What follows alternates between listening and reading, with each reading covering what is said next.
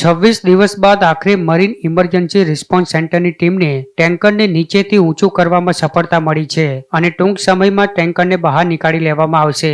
ગુજરાતમાં કદાચ પ્રથમ વખત આ પદ્ધતિથી લટકેલી ટેન્કરને બહાર કાઢવાની તજવીજ હાથ ધરાઈ છે. હાલ ટેન્કરની નીચે બલૂન ગોઠવી દેવામાં આવ્યું છે.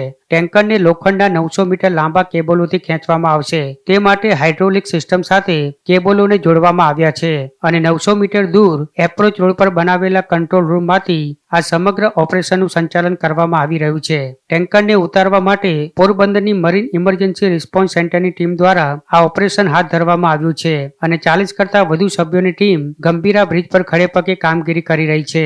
જોકે હજી પણ 1-2 દિવસ ટ્રકને બહાર કાઢવાની કામગીરી ચાલી શકે છે. મહત્વનું છે કે બ્રિજ તૂટી જતા 20 નિર્દોષ નાગરિકોના મોત થયા હતા અને આ ટ્રક 2 ટુકડા થઈ ગયેલા બ્રિજના કિનારે અટકી ગયો હતો. જે બાદ ટ્રક માલિકે ટ્રક બહાર કાઢવા તંત્રને આજીજી કરી હતી, કારણ કે ટ્રકનો દર મહિને 85,000નો EMI હતો, જે ચૂકવવો કઈ રીતે તેનો ડર ટ્રક માલિકને સતાવતો હતો.